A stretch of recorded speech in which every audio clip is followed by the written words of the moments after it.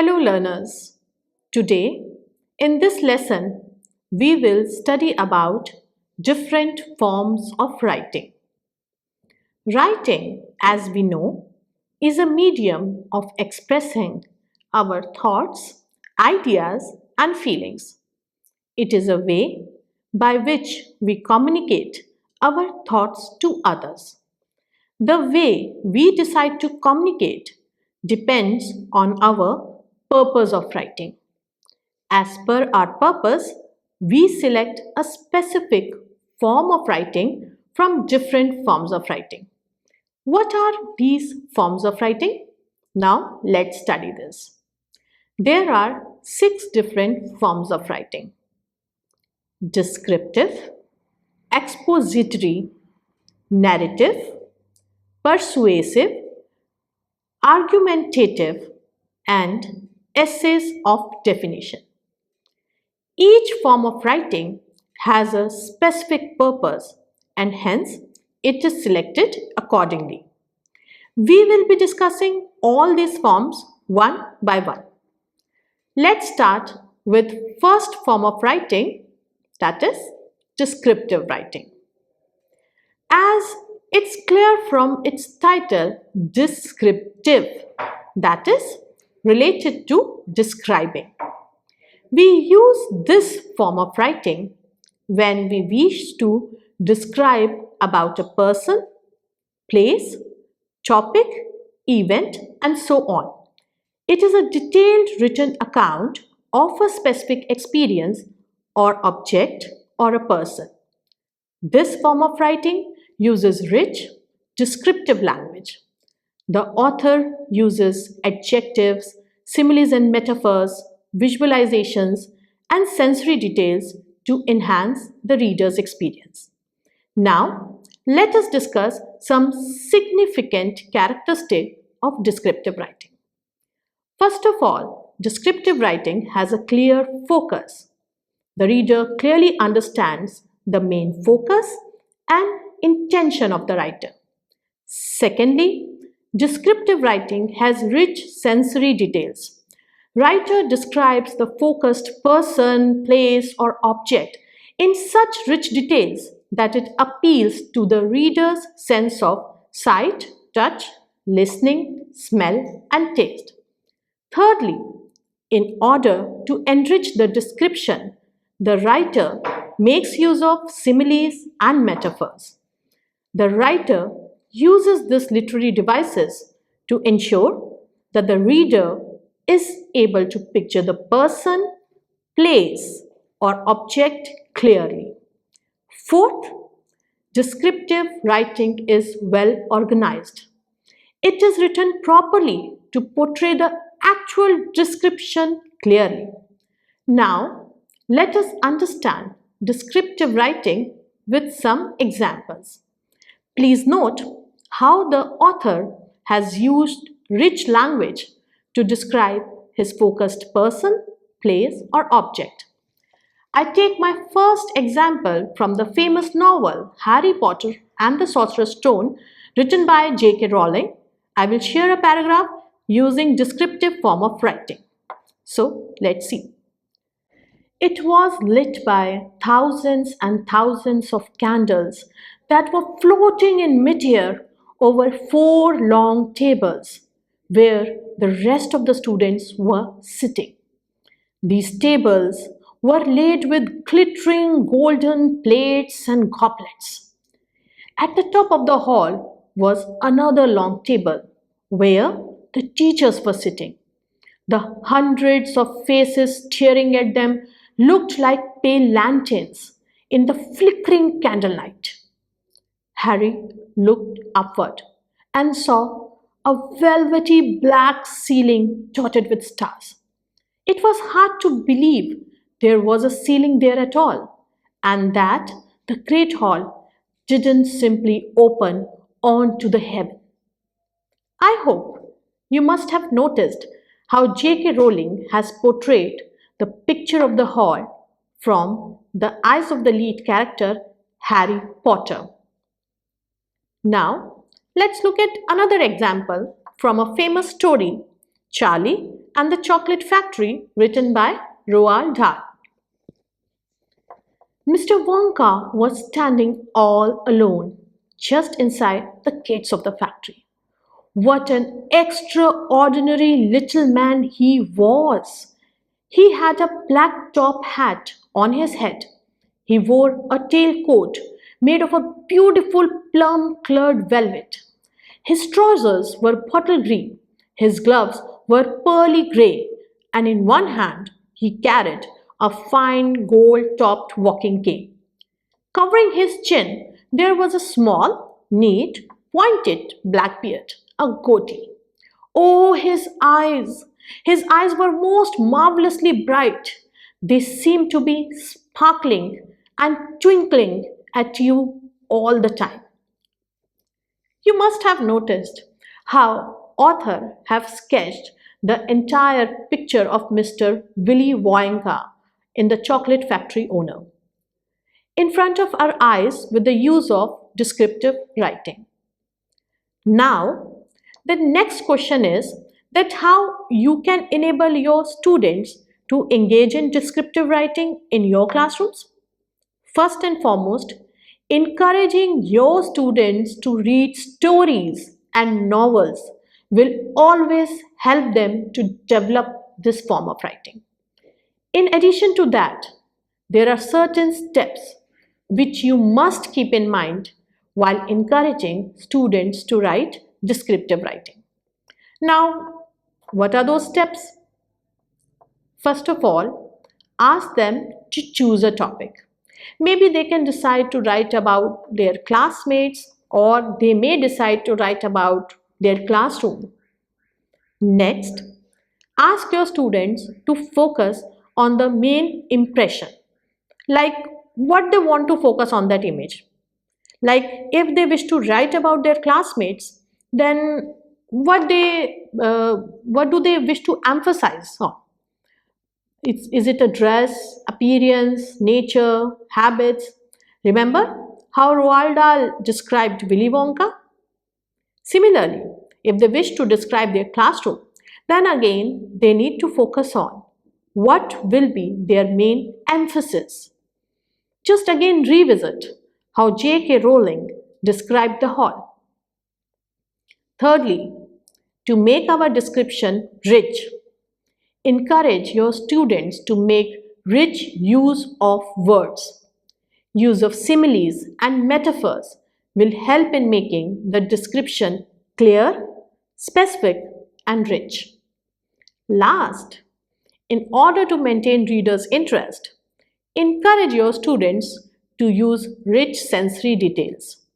Description that appeal to the reader's sense of sight, touch, listening, smell, and taste must be included to keep readers' interest alive.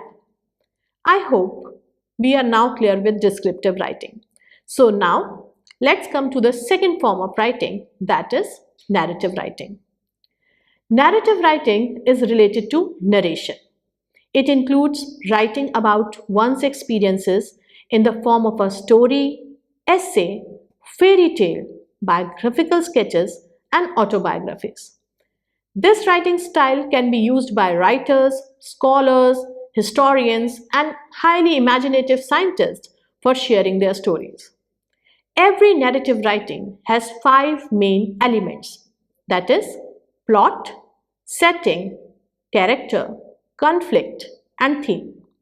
Let us take an example of narrative writing to understand it properly.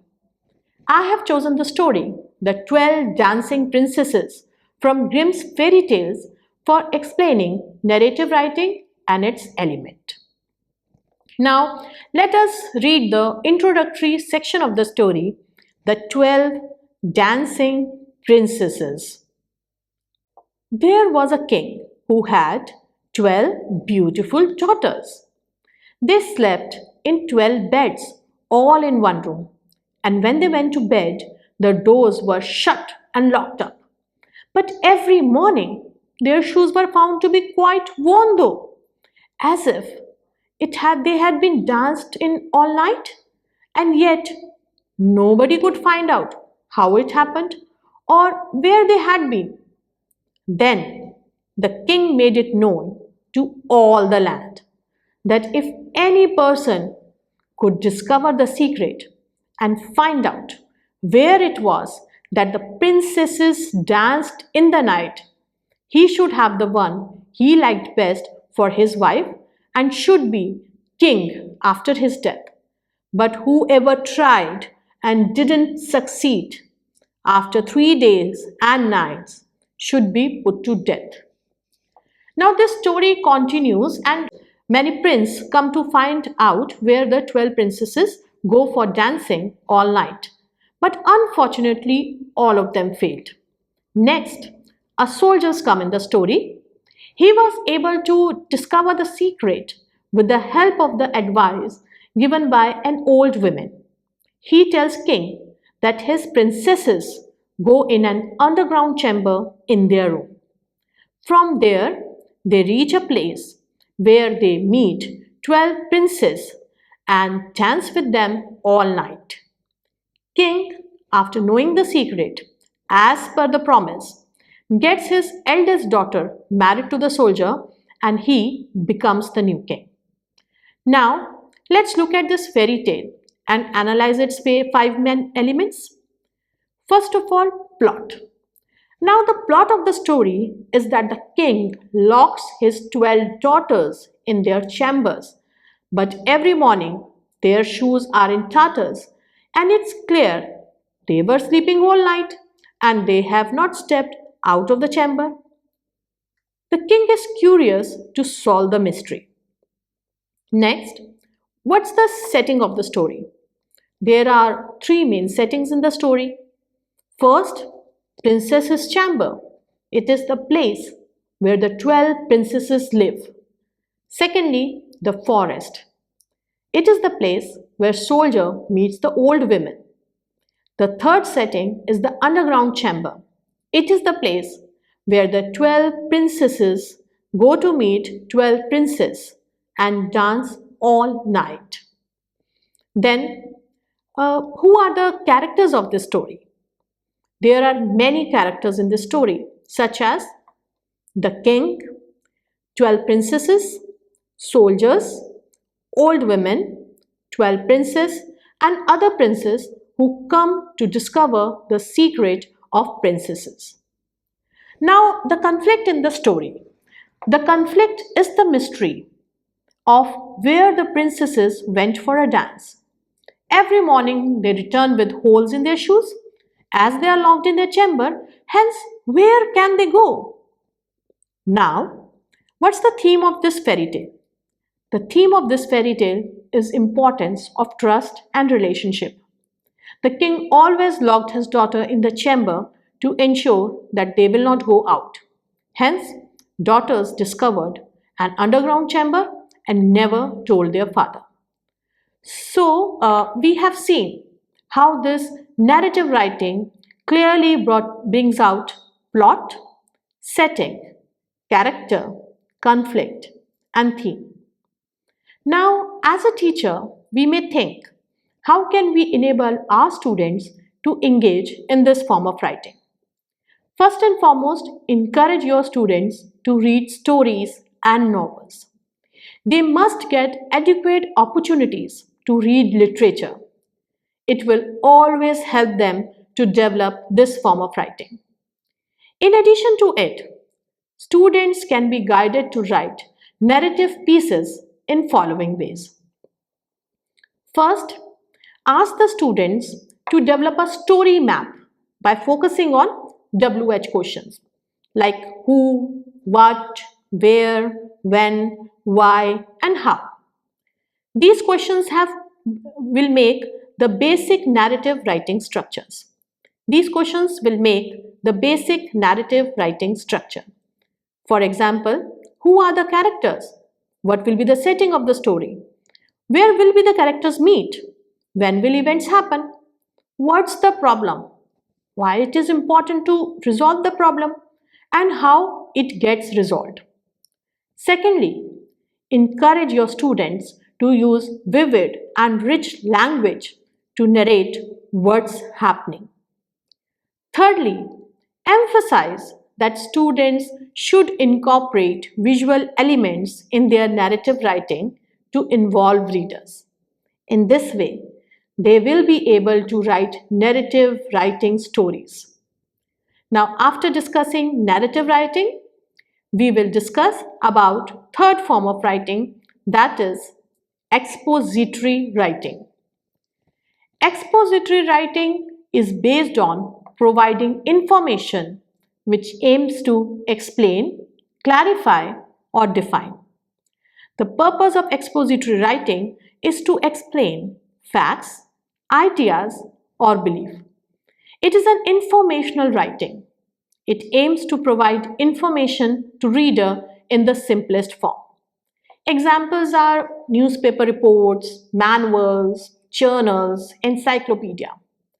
For this form of writing, writer assumes that the reader has no prior knowledge of the topic being described. Now I'll be sharing an example of expository writing with you. It's an excerpt taken from chapter Nelson Mandela, Long Walk to Freedom for NCERT textbook of class 10th. Nelson Mandela has become South Africa's first black president after more than 3 centuries of white rule. Mr. Mandela's African National Congress ANC party won 252 of the 400 seats in the first democratic elections of South Africa's history.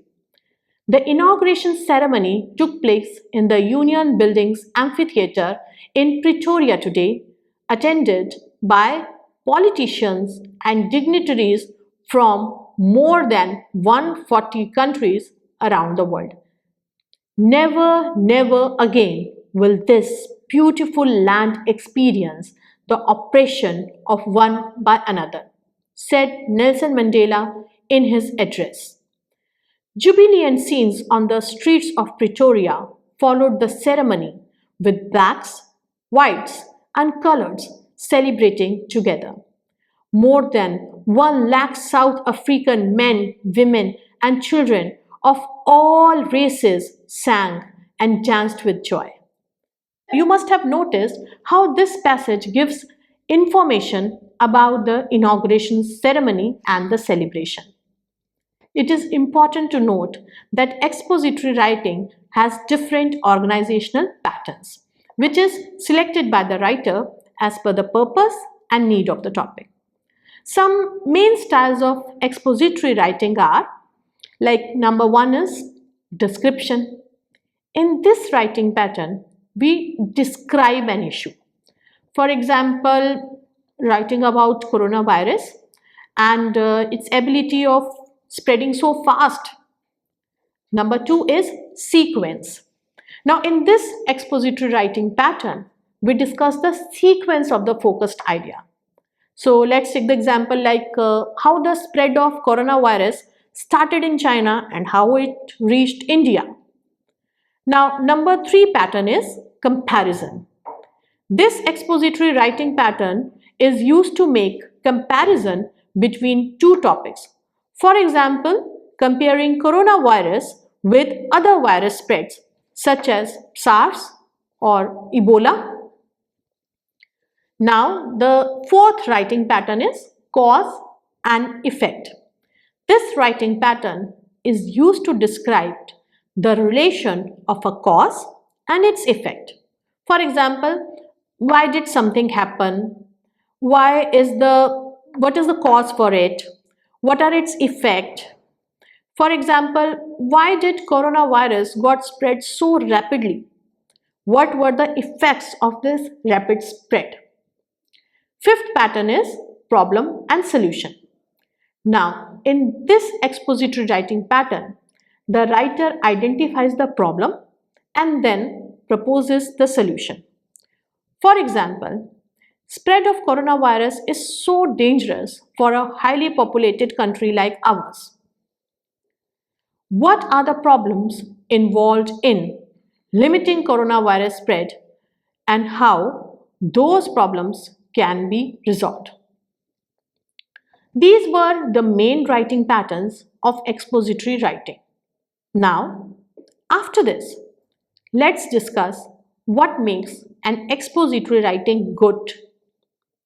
First of all, a good expository writing must be informative. That is, it must give us important information about the topic focused. Secondly, it must have clarity. That is, the points focused in the writing must come out clearly. Third is, a good expository writing must have organization. Facts and information must be organized in a systematic way. Next is that an expository writing should be unbiased. It must present facts in a proper way. Last is, a good expository writing must be written objectively. It must not reflect writer's subjective opinion.